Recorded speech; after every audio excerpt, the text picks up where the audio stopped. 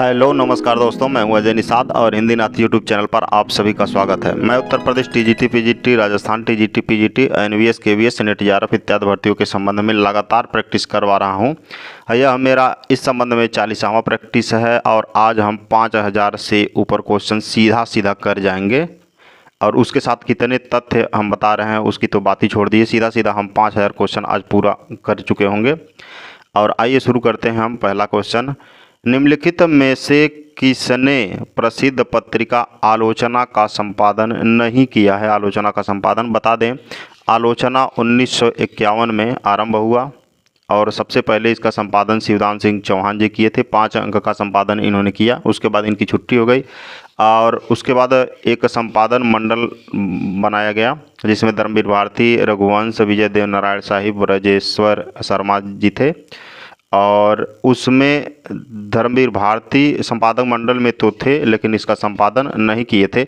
और डॉक्टर नामवर सिंह सबसे ज़्यादा संपादन किए थे, शिवदान सिंह चौहान पहले ही थे। और तो कौन सा सही हो जाएगा? विकल्प बी सही हो जाएगा, इन्होंने संपादन नहीं किया। जगदम्बा बाबू गांव आ रहे हैं कहानी संग्रह किस लेखिका का है? बता दें कि यह चित्रा मुदगल का है, विकल्प सी सही है। चित्रा मुदगल की और रचनाओं की बात करें तो जहर ठहरा हुआ, लच्छागिरी, अपनी वापसी, हर हमाम में, इस हमाम में, ये चित्रा मुदगल की रचनाएं हैं। उपन्यास और कहानी के अंतर को व्यक्त करने वाले जो कथन सही नहीं हैं उनको छांटना है। बता दें, उपन्यास एक पूरे जीवन को दर्शाता है। उपन्यास में पूरे जीवन की सब कुछ होता है, कई जगहों का वर्णन होता है, पूरा विस्तृत वर्णन होता है उपन्यास में। और कहानी क्या है? कहानी जीवन का एक भाग है, किसी एक भाग का वर्णन होता है कहानी में। तो आइए देखते हैं। उपन्यास में कथानक होता है, कहानी में वह अनिवार्य नहीं है। कहानी में चरित्र, वातावरण आदि की प्रधानता होती है।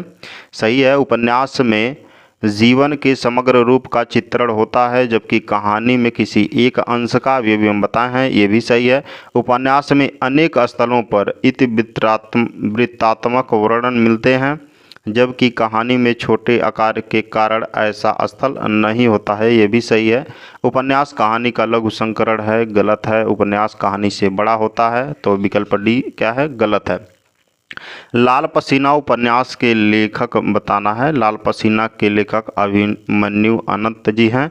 आप बता दें, अभिमन्यु अनंत मॉरिशस का प्रेमचंद कहा जाता है इनको, अभिमन्यु अनंत को। इनकी रचनाओं की बात करें तो ये जल्दी नहीं आते हैं ना। इनकी रचनाओं को पूरा देखें, जैसे आंदोलन हो गया, एक बीघा प्यार हो गया, जम गया सूरज, तपती दोपहरी, समफाली है, हड़ताल है, कहाँ से का दायरा, कुहासे का दायरा है। ये इनकी रचनाएं हैं अभिमन्यु अनंत की। निम्नलिखित में से कौन सा युग्म असंगत है? बताना है। असंगत तो विद्या निवास मिश्र का विचार और अनुभूति नहीं है, बिल्कुल पहला ही गलत है। विचार और अनुभूति डॉक्टर नागेंद्र की रचना है, ठीक है, डॉक्टर नागेंद्र की। और धर्मवीर भारती का मानव मूल्य और साहित्य सही है। रामचंद्र शुक्ल का चिंतामणि ये भी सही है, विचारवीति नाम से ये पहले आया था। हजारी प्रसाद द्विवेदी अशोक के फूल सही है। तो विचार और अनुभूति डॉक्टर नागेंद्र का, विकल्प ए सही है यहाँ पे। ज्ञान राशि के संचित कोश का नाम ही साहित्य है, यह युक्ति किसकी है? तो यह महावीर प्रसाद द्विवेदी जी की युक्ति है, विकल्प सी सही है।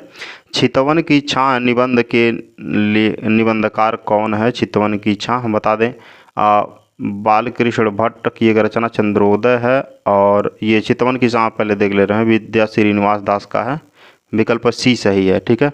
अगर हजारी प्रसाद की बात करें तो अशोक का एक फूल इनका प्रसिद्ध निबंध है। और हरिशंकर परसाई एक प्रसिद्ध निबंध इनका बात करें तो पगडंडियों का ज़माना याद कर लीजिए, ठीक। और ये चितवन की छां विद्या श्रीनिवास मिश्र का है। वत्सराज किस विधा की रचना है? वत्सराज बता दें कि वत्सराज में उदयन के जीवन की घटनाओं से संबंधित वर्णन मिलता है और वत्सराज एक नाटक है, विकल्प सी सही है। हिंदी का पहला प्रतीक धर्मी नाटक कौन सा है? बता दें, प्रतीक धर्मी नाटक में भावनाओं को नाट्य पात्र के रूप में बदला जाता है, भावनाओं का पात्र होता है ये कामना है, विकल्प ए सही है, कामना। आषाढ़ का एक दिन मोहन राकेश द्वारा रचित है। दूसरा दरवाज़ा किस विधा की रचना है। दूसरा दरवाज़ा बता दें लक्ष्मी नारायण लाल की रचना है दूसरा दरवाज़ा, और यह एक नाटक है। विकल्प ए सही है। केवल सूक्ष्मगत सौंदर्य सत्ता का राग कहकर छायावाद का किसने विरोध किया। बहुत ही इम्पोर्टेंट लाइन है महादेवी वर्मा की। केवल सूक्ष्मगत सौंदर्य सत्ता का राग कहकर छायावाद को इन्होंने विरोध किया। समस्या पूर्ति किस युग की विशेषता रही है। कवियों की बता दें, कवियों की प्रतिभा और रचना कौशल परखने के लिए समस्या पूर्ति का प्रयोग किया जाता था, और यह भारतेंदु युग की प्रमुख विशेषता थी। विकल्प ए सही है। छत्र प्रकाश प्रबंध काव्य के रचनाकार कौन है। छत्र प्रकाश प्रबंध काव्य के रचनाकार कौन है। बता दें कि सूदन ने एक प्रबंध काव्य लिखा है सुजान सरित, और छत्र प्रकाश जो है ये लाल कवि का प्रबंध काव्य है। तो विकल्प बी सही है यहाँ पे। निम्नलिखित में से कौन सा युग्म संगत है। तो हिम किरीटिनी जो है माखनलाल चतुर्वेदी की रचना है, जगन्नाथ दास रत्नाकर का नहीं है। वैदेही वनवास अयोध्या सिंह उपाध्याय हरिऔध की रचना है, उद्धव शतक रत्नाकर जी का है, जगन्नाथ दास रत्नाकर। बाकी ठीक जो है रामनरेश त्रिपाठी जी का है। विकल्प डी सीधा सीधा सही है। मैथिली शरण गुप्त की प्रतिभा का विकास सर्वाधिक किस साहित्य रूप में देखने को मिलता है। तो सबसे ज़्यादा इनका मिलता है प्रबंध काव्य के रूप में। विकल्प बी सही है। बता दें आधुनिक युग में प्रबंध काव्य की विलोपमान परंपरा का संरक्षण मैथिली शरण गुप्त को माना जाता है। संरक्षण इन्होंने ही किया। तो विकल्प बी सही है यहाँ पे। और यहाँ पे दो सूची दी हुई है, पहला सूची दूसरे सूची के साथ मिलाना है।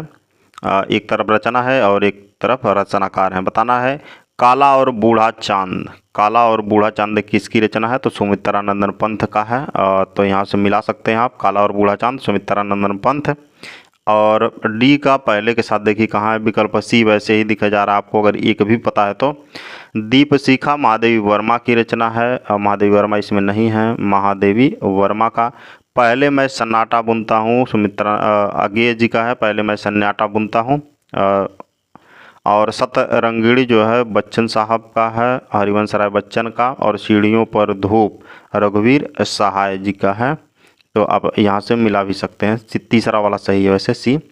केदारनाथ अग्रवाल किस काव्यधारा के कवि हैं। केदारनाथ अग्रवाल प्रगतिवाद के कवि हैं। विकल्प सी सही है। बता दें प्रगतिवाद में त्रिलोचन भी आते हैं और नागार्जुन शिवमंगल सिंह सुमन भी आते हैं। निम्न में से गलत वर्तनी शब्द बताना है। गलत कौन सा है। जैसे आधीन लिखा हुआ, ज्योत्सना लिखा है, अहर्निश लिखा है, अनुग्रहित लिखा है। अधीन नहीं होता है, अधीन होता है। ठीक है, ध्यान देना है। आ नहीं रहेगा यहाँ पे, और रहेगा केवल। ज्योत्सना सही लिखा है, अहर्निश भी और अनुग्रहित भी सही लिखा है। ज्योत्सना अनुग्रहित खासकर ध्यान रखिएगा। और अधीन तो बहुत इम्पॉर्टेंट भी है, अधीन होता है। दिए गए विकल्पों में से शुद्ध वर्तनी वाला शब्द चुनना है। कौन सा है। संशय संशय संशय संशय डी वाला है। पहले तालब दंत स रहेगा, उसके बाद तालव्य स रहेगा, और दंत स पे अंक का मात्रा रहेगा। यहाँ पे भी दिए गए दो सूची है, उसको मिलान करना है। कालिदास की कौन सी रचना है। मेघदूत है कालिदास का। पहले स्वपनावश दत्ता भास का रचना है, मेघदूत कालिदास जी का है। मम्मट का काव्य प्रकाश है, और विश्वनाथ का साहित्य दर्पण है। तो मिलान कर दीजिए ए का दूसरे के साथ। विकल्प ए सही होगा यहाँ पे, सीधा दिख जा रहा है। राजशेखर के नाटक का नाम बताना है। राजशेखर के नाटक का नाम बता दें। राजशेखर जी मुख्यतः नाटक के और कवि नाटककार हैं और कवि हैं। अगर इनकी रचनाओं की बात करें तो काव्य मीमांसा, कर्पूर मंजरी, बाल भरत है, और बाल रामायण भी है। विकल्प ए सही है। लड़की आए यह वाक्य किस काल में है। लड़की आए यह क्या है, मतलब संभाव है, भविष्य, संभाव भविष्य है। विकल्प सी सही है। नीचे एक ही शब्द की 4 वर्तनी दी गई है, सही वर्तनी का चयन करना है। 36 36 36 36 होता है। विकल्प डी सही है, 36 को। इनमें से कृदंत है, एक होता तद्धित प्रत्यय, एक होता है कृदंत प्रत्यय। क्रिया के बाद जो प्रत्यय लगता है पीछे उसे कृदंत प्रत्यय या कृत प्रत्यय कहते हैं, और जो संज्ञा सर्वनाम विशेषण के आगे लगता है उसे तद्धित प्रत्यय कहते हैं। तो यहाँ पे लड़ाई होगा, क्रिया के आगे आई लगा हुआ है। काव्य मीमांसा के रचनाकार कौन है? काव्य मीमांसा के रचनाकार कौन है बताना है तो राजशेखर जी हैं, विकल्प डी सही है, राजशेखर। कालिदास यहाँ पर भी आ गया मिलान करने के लिए। कालिदास जी ने मालविकाग्निमित्रम रचा है, और भवभूतिका है नैषधीचरितम, नहीं, भवभूतिका जो है मालती माधव है, सॉरी। दंडी का द से दंडी, द से दस कुमार चरितम, श्रीहर्ष का है नैषधीचरितम। आप मिलान कर लीजिए, पहले का चौथा है, विकल्प सी सही हो जाएगा। हिंदी गद्य के उद्भव काल में संस्कृतनिष्ठ हिंदी का पक्ष किसने लिया है? तो राजा लक्ष्मण सिंह जी ने लिया है, विकल्प डी सही है। निम्न में से किस ग्रंथ में लिखा है कि अग्नि परीक्षा के बाद सीता जैन धर्म में दीक्षित हो गई थी? तो पौंचर्यु में लिखा है, जिसके रचनाकार स्वयंभू जी हैं। महापुराण के रचनाकार जीन सेन जी, और भविष्यत कहा के रचनाकार धर्मपाल, और परमात्मा प्रकाश के जो इंदु जी हैं। अपने पौरुष से हताश जाति के लिए भगवान की शक्ति और करुणा की ओर ध्यान ले जाने के अतिरिक्त कोई दूसरा मार्ग ही क्या था? यह कथन किसका है बता दें। यह भक्ति काल के संबंध में आचार्य रामचंद्र शुक्ल जी का कथन है, हिंदी साहित्य के इतिहास में इन्होंने लिखा है। लोकनायक वही हो सकता है जो समन्वय करने का अपार धैर्य लेकर आया हो। उसका सारा काव्य समन्वय की विराट चेष्टा है। तुलसीदास के संबंध में यह कथन किसने कहा, किसका है? तो हजारी प्रसाद द्विवेदी जी का है, विकल्प सी सही है। निम्नलिखित पुस्तकों में सूरदास की श्रेष्ठ कृति के रूप में कौन सी कृति विख्यात है? तो सूर्य सागर विख्यात है, विकल्प ए सही है, सबसे बेहतर। अवधी भाषा की शब्दावली को साहित्य की परिनिष्ठित शब्दावली बनाने का प्रथम श्रेय किसको जाता है? गोस्वामी तुलसीदास को जाता है, विकल्प सी सही है। यहाँ पे बता दें कि इन्होंने तुलसीदास जी ने ब्रज में और अवधी में दोनों भाषाओं में रचना किए हैं। ब्रज की रचनाओं की बात करें तो विनय पत्रिका है, गीतावली है, कवितावली, दोहावली, रामाज्ञा प्रश्न, श्री कृष्ण गीतावली, हनुमान बाहुक जो अभी दिखाए थे कुछ दिन पहले, हम लाए हैं गीता प्रेस से। तो ये जो रचनाएं अभी बोले हैं ये ब्रज भाषा में है, और बाकी जितनी रचनाएं हैं वो अवधी में है। रामचरितमानस भी क्या है, अवधी में है। निम्न साहित्य ग्रंथों को उनके लेखकों के साथ सुमेलित करना है, यहाँ भी है। हिंदी साहित्य का नया इतिहास किसने लिखा है? तो यह बच्चन सिंह जी ने लिखा है, पश्चिमी के साथ मिलान कर सकते हैं। और हिंदी साहित्य का दूसरा इतिहास भी इन्होंने ही लिखा है, बच्चन सिंह जी ने ही। हिंदी साहित्य का वैज्ञानिक इतिहास 2 भाग किसने लिखा है? गणपत चंद्र गुप्त जी ने लिखा है। हिंदी साहित्य का आलोचनात्मक इतिहास, आलोचनात्मक राम कुमार वर्मा जी ने लिखा है। हिंदी साहित्य और संवेदना का विकास रामस्वरूप चतुर्वेदी जी ने लिखा है। तो ये मिलान करेंगे जब आप, तो विकल्प ए सही होना चाहिए। और यहाँ पे एक नाम और था क्या, हाँ, लक्ष्मी सागर वासड़े है ना, इन्होंने हिंदुई साहित्य का इतिहास अनुवाद किया है नाम से। सुमित्रानंद पंत की रचनाएं मुख्यतः किस युग से संबंधित है? तो छायावाद युग से संबंधित है, विकल्प डी सही है।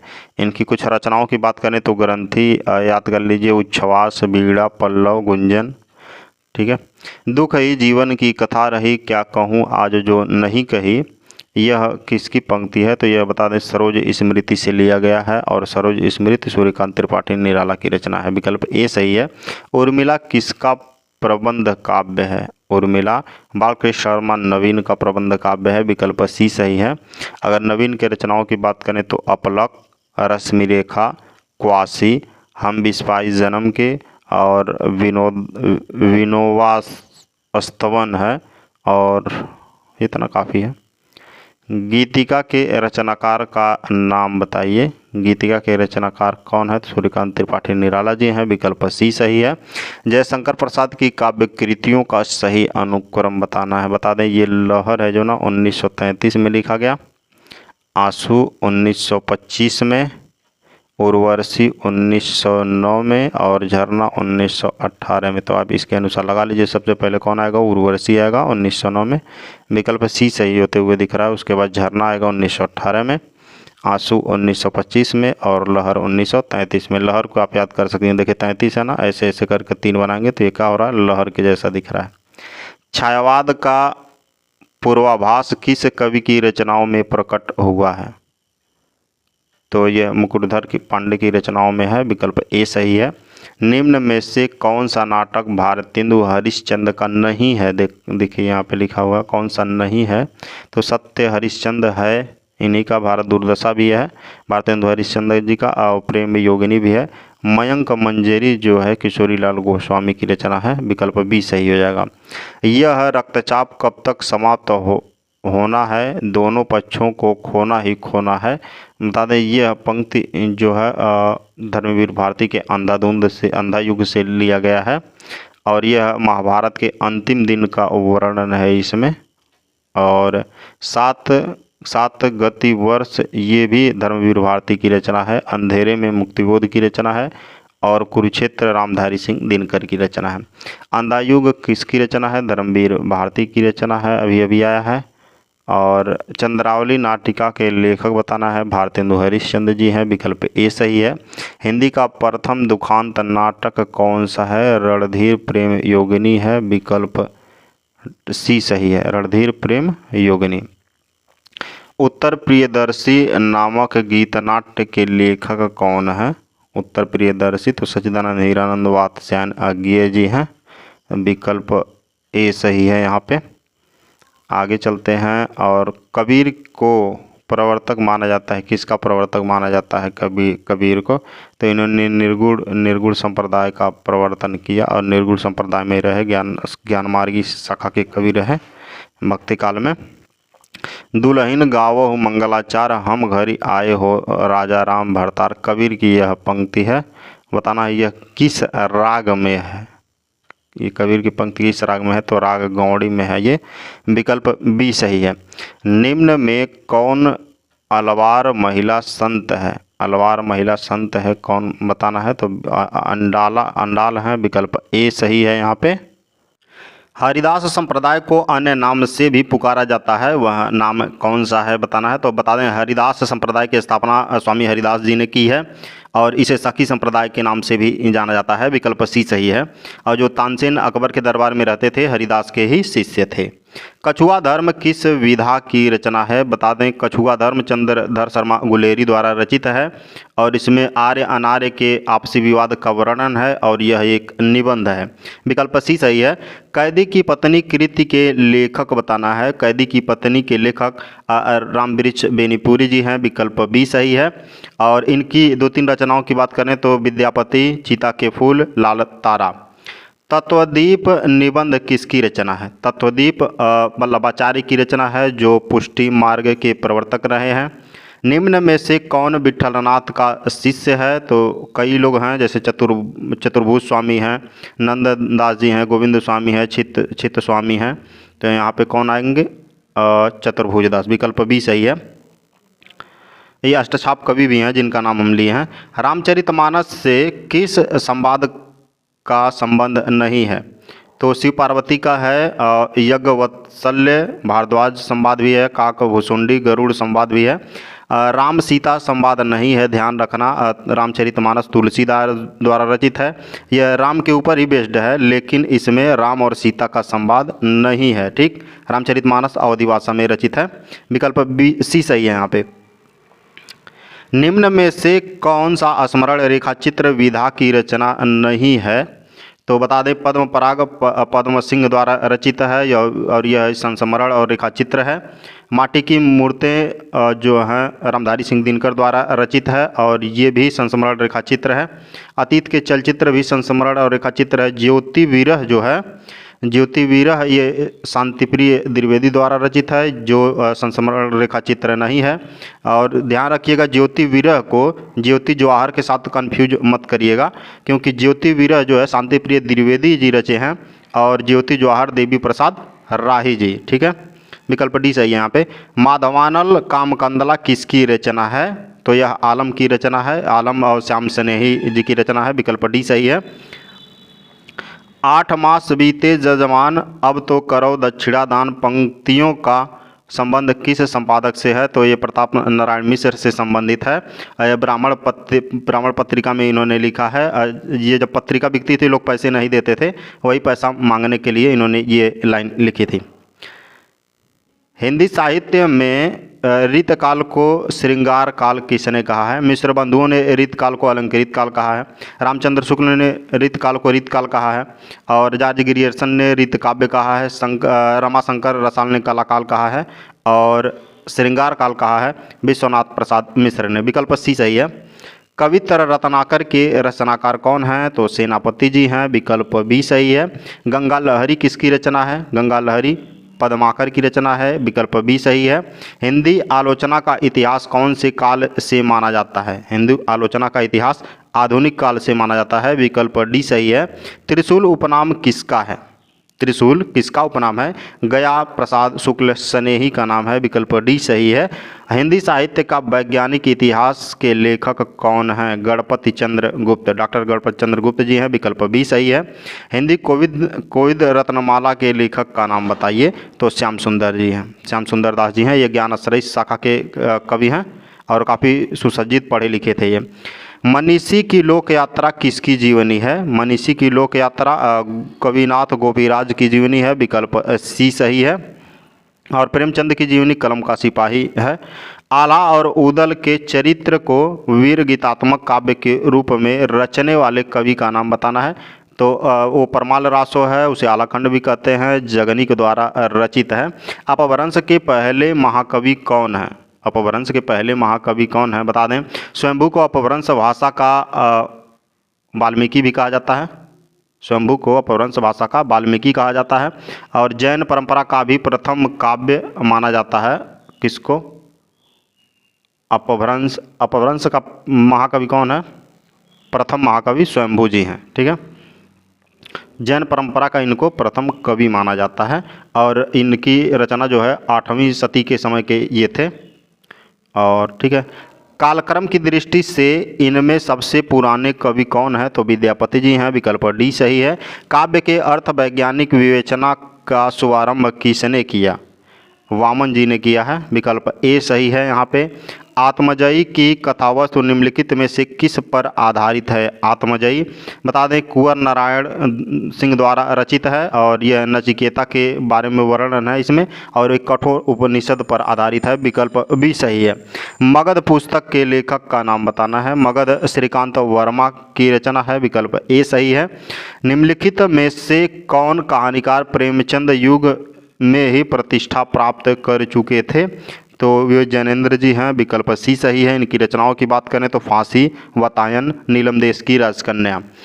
राजा निर्वंशिया कहानी के लेखक बताना है। राजा निर्वंशिया कहानी के लेखक कमलेश्वर जी हैं, विकल्प बी सही है। इनकी रचनाओं की बात करें तो तालाश, वायान और मांस का दरिया, 2-3 याद कर लो, तालाश, वायान और मांस का दरिया। शेखर एक जीवनी कैसा उपन्यास है?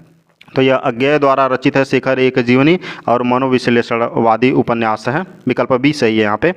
आचार्य रामचंद्र शुक्ल के अनुसार हिंदी का पहला उपन्यास कौन सा है? कई बार आ चुका है, बार बार आ चुका है। परीक्षा गुरु है, श्रीनिवास दास द्वारा रचित है। गोदान मुंशी प्रेमचंद द्वारा रचित है, 1936 में रचा गया। चंद्रकांता देवकी नंदन खत्री द्वारा रचित है। और रंगभूमि मुंशी प्रेमचंद द्वारा रचित उपन्यास है। इसमें एक गरीब पंडित भिखारी का वर्णन है जिसके पास महत्वपूर्ण भूमि होती है। निम्नलिखित में से किस रचना की पृष्ठभूमि मछुआरा जीवन से है? बता दें कब तक पुकारूं रांगे राघव की रचना है, 1956 में प्रकाशित हुआ। सागर लहरे और मनुष्य ये मछुआरा जीवन पर आधारित है और 1956 में प्रकाशित हुआ। उदय शंकर भट्ट की रचना है। मरी हुई मछली विजय देव नारायण शाही की रचना है। आधा गांव राही मसूम रजा का रचना है। मैला आंचल में पूर्णिया के किस गांव में रहने वाले प्रशांत किस संबंध में रिसर्च करना चाहते थे? तो मलेरिया और काला जार के संबंध में, काला आजार के संबंध में सर्च करना चाहते थे। नहुस कविता के रचनाकार कौन है? तो मैथिली शरण गुप्त जी हैं। विकल्प ए सही है। नहुस कविता के रचनाकार मैथिली शरण गुप्त जी हैं। नेताजी कहीन के लेखक का नाम बताना है, तो मनोहर श्याम जोशी जी हैं। विकल्प डी सही है। इनकी रचनाओं की बात करें तो हरिया हरकुलिस, कुरु कुरु स्वाहा, हम जात, 2-3 रचना है, याद कर लीजिए। एक बार और दोहरा दें, हरिया हरकुलिस, कुरु कुरु स्वाहा, हम जात। तिरस्कृत किसकी आत्मकथा है? तिरस्कृत किसकी आत्मकथा है? बता दें, तुलसीराम की आत्मकथा मुर्दैया है। और डॉक्टर धर्मवीर भारती की आत्मकथा का नाम मेरी पत्नी और भेड़िया है। ओम प्रकाश वाल्मीकि ने जूठन नाम से आत्मकथा रचा है। सूरजपाल चौहान का जो आत्मकथा है वो तिरस्कृत है। विकल्प बी सही है यहाँ पे। सूरजपाल चौहान जी हैं तिरस्कृत आत्मकथा के रचनाकार। हाँ, इनका उपन्यास है ये, सॉरी उपन्यास नहीं, आत्मकथा है सूरजपाल चौहान जी का। अनामदास का पोथा शीर्षक उपन्यास के लेखक बताना है। कई बार आ चुका है, बार बार आ चुका है, हजारी प्रसाद द्विवेदी जी हैं। सदाचार का तावीज किसकी रचना है? सदाचार का तावीज हरिशंकर परसाई की रचना है। विकल्प सी सही है। इनकी और रचनाओं की बात करें तो तुलसीदास चंदन घिसे, प्रेमचंद के फटे जूते, विकलांग श्रद्धा का दौर और पगडंडियों का जमाना। बोलगा से गंगा के रचनाकार का नाम बताना है। राहुल संस्कृत्यायन जी है।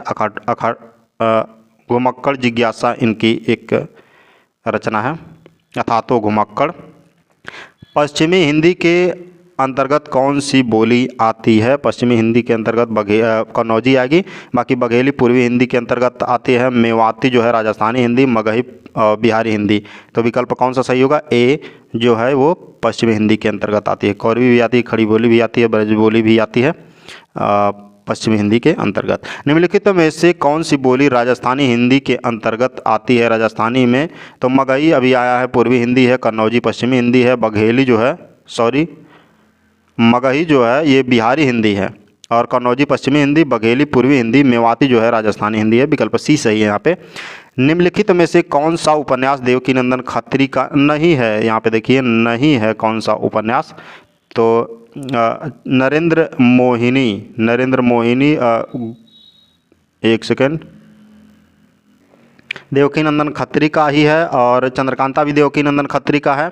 कुसुम कुमारी देवकीनंदन खत्री का है। काजल की कोठरी देवकीनंदन खत्री का है। गुप्त गोदना भी देवकीनंदन खत्री का है। भाग्यवती जो है देवकीनंदन खत्री की रचना नहीं है, ये श्रद्धाराम फिलौरी का है। भाग्यवती श्रद्धाराम फिलौरी, विकल्प भी सही है यहाँ पे। भारतवर्ष के लिए हिंदी भाषा का नाम सबसे पहले किसने सुझाया था? तो रविंद्रनाथ टैगोर जी ने सुझाया था। विकल्प ए सही है। हिंदी में ध्वनियाँ कितने प्रकार की होती हैं? हिंदी में ध्वनियाँ 4 प्रकार की होती हैं, मात्रा, स्वर, आघात और वृत्ति। मात्रा, स्वर, आघात और वृत्ति।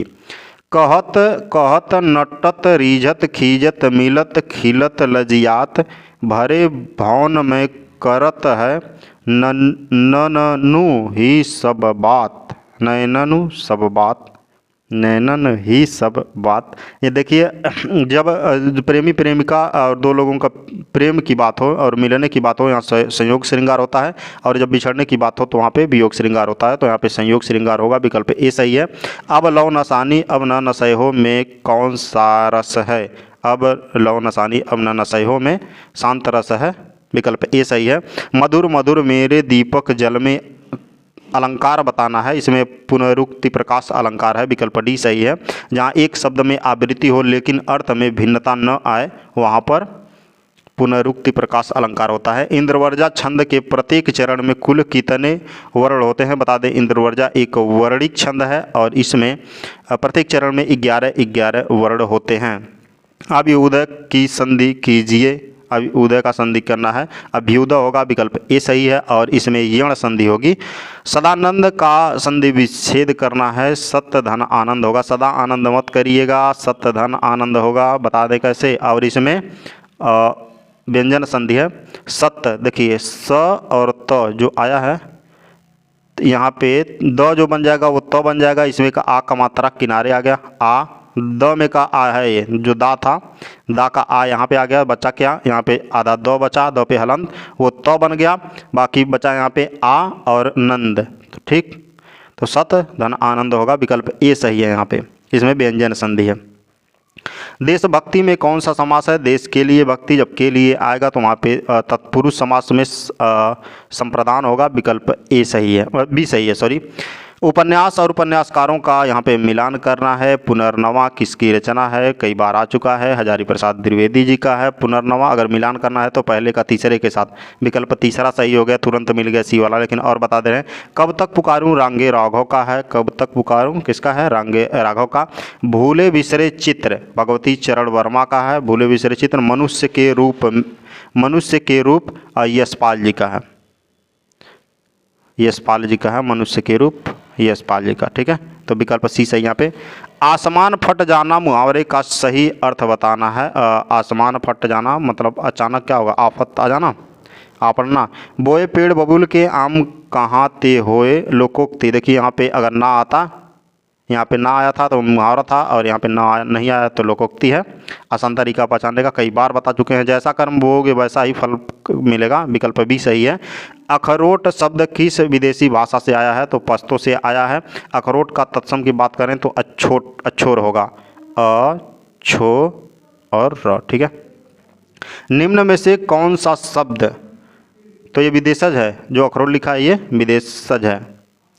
निम्न में से कौन सा शब्द तत्सम है? क्षेत्र, गधा, गाय, घर। क्षेत्र है, देखो जहाँ पे तर आ जाए, ठीक, छतरी वाला ये आ जाए, और मूर्धन्य स आ जाए खटकोण वाला, और री आ जाए, ये सब जहाँ पे आएगा ना वहाँ पे तत्सम ही होगा, ठीक, तत्सम ही होगा।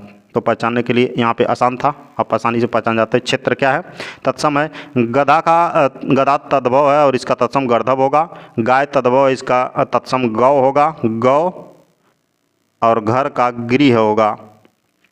किस वाक्य में कर्म कारक है बताना है? कर्म कारक, ये देखिए जिसमें कर्म पर काम होगा, और क्या। छात्र छत पर बैठा है, बैठने का कोई काम है नहीं। लड़का पत्थर फेंक रहा है, पत्थर फेंक रहा है, काम कर रहा है। गोपाल की पुस्तक है नहीं। मजदूर थक कर सो गया, सोने का कोई काम थोड़ी होता है, पत्थर फेंक रहा है, काम होगा। जो क्रिया कर्म का बोध नहीं कराती उसे क्या कहते हैं? जो क्रिया कर्म का बोध नहीं कराती उसे अकर्मक क्रिया कहते हैं। दिए गए चार विकल्पों में से कौन सा शब्द स्त्रीलिंग बताना है? प्रकृति एक स्त्रीलिंग शब्द है, बाकी अध्यक्ष, दुपट्टा और महोदय पुल्लिंग है। नेता का स्त्रीलिंग रूप दिए गए विकल्पों में से कौन सा है? नेता का नेत्री होगा, विकल्प ए सही है। पानी का शब्द का वचन बताना है। पानी एक वचन होता है और सदा एक वचन में होता है, विकल्प बी सही है। निम्नलिखित शब्दों में से रीत शब्द का बहुवचन कौन सा है? रीत का रीतियाँ होगा, विकल्प बी सही होना चाहिए। और दिशाएं ही जिनके वस्त्र हैं, जिनके दिशाएं वस्त्र हैं, जैसे जैन धर्म के दिगंबर लोग होते हैं, तो क्या होगा? विकल्प डी सही है, दिगंबर। दिशाएं ही जिनके वस्त्र हैं। युद्ध की इच्छा रखने वाला युयुत्सु होगा। मोक्ष की इच्छा रखने वाला मुमुक्षु होगा। और बहुश्रुत यहाँ पे कन्फ्यूजन हमको, मौक्तिक मतलब मोक्ष की इच्छा रखने वाला होना चाहिए। जो शास्त्र जानता है वह कहलाता है। देखिए यहाँ पे कन्फ्यूजन है, यहाँ पे बहुश्रुत और मौक्तिक में याद नहीं आ रहा है। जो शास्त्र जानता है, जो शास्त्र जानता है उसके लिए शास्त्रज्ञ होगा, विकल्प बी सही है।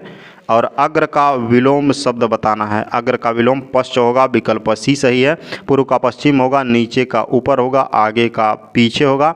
महान का विपरीतार्थक शब्द बताना है। महान का तुच्छ होगा, तुच्छ कहिए, दुर्जन कहिए, कायर कहिए, अधीर कहिए। गाढ़ा शब्द का विलोम बताना है आपको। गाढ़ा का क्या होगा? सूखा होगा, गाढ़ा का पतला होगा, विकल्प भी सही है। निम्नलिखित में से कौन सा शब्द अग्नि शब्द का पर्याय नहीं है? अग्नि का अनल, हुतासन, पावक, दहन। तो पावक आ गया, अनल आ गया, वहीरी होता है वहिनी, और अमी अमृत का पर्यायवाची है, विकल्प सी सही, डी सही है यहाँ पे। श्रुति सम भिन्नार्थक शब्द के जोड़े को पहचानना है आपको। तो यहाँ पे अपेक्षा उपेक्षा होगा, जो भिन्नार्थक हैं। अपेक्षा का विलोम उपेक्षा, शाम का संध्या पर्यायवाची है, संसार का जगत पर्यायवाची, दिन का दिवस भी पर्यायवाची है, समानार्थी है, पर्यायवाची है। अयम एक सिंह अस्ति का हिंदी में अनुवाद करना है आपको। तो यह एक शेर है, विकल्प सी सही है। अरे बेटा तुम कहाँ जा रहे हो? इसका संस्कृत में अनुवाद करना है। भो पुत्र त्वं कुत्र गच्छस, विकल्प डी सही है। निम्न में से किस नाटक में वीर रस की प्रधानता है? बताना वीर रस की प्रधानता। महावीर चरितम में है, विकल्प बी सही है, यह 7 अंकों में है। और इसका आधार ग्रंथ रामायण है। भी धातु के लोट लकार प्रथम पुरुष एक वचन में क्या होगा, तो भी विभेतु होगा, विकल्प डी सही है, विभेतु। और शुद्ध्युपास्य का संधि विच्छेद क्या होगा, तो इसमें बता दें हम कि यण संधि है, ये कोई यणचि सूत्र से सुधि धन उपास्य होना चाहिए, विकल्प सी। और हिंदी में उसका अगर होता तो हमारे ख्याल से सुधि धन उपास्य होना चाहिए था। धा प्लस अक्त रूप निष्पन्न होगा, धा प्लस अक्त रूप निष्पन्न होगा हित से, विकल्प बी सही है। सह माम पश्यति का कर्मवाच्य रूप क्या होगा, तो तेन अहम दृश्य, विकल्प बी सही है। भविष्य काल में यह लकार प्रयुक्त होता है, भविष्य काल के लिए मतलब कौन सा लकार प्रयुक्त होता है, तो लिट लकार होता है, लिट, विकल्प सी सही है। लोट लकार आज्ञा के लिए होता है और विधिलिंग चाहिए के अर्थ में होता है। लुंग लकार होता है भूतकाल के लिए।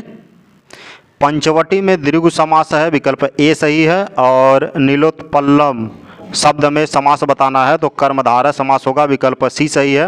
राजा धर्मम पालयति का कर्मवाच्य रूप क्या होगा, तो राज्ञा धर्मः पाल्यते, विकल्प बी सही है। यहाँ पे वो दो शब्द थे, जैसे बहुश्रुत एक आया था ना, बहुश्रुत हमारे ख्याल से होना चाहिए कि बहुत भाषाओं को सुनकर ग्रहण करने वाला, जानने वाला, सीखने वाला बहुत तेजी से बहुश्रुत कहलाएगा। और मौक्तिक के लिए, मुक्ति के लिए मुक्ति पाना हो गया, मौक्तिक के लिए जो मुक्ति पाने की इच्छा रखता हो। ये रहे हमारे आज के 125 क्वेश्चन, आज इसका हम विश्लेषण किए कम समय में।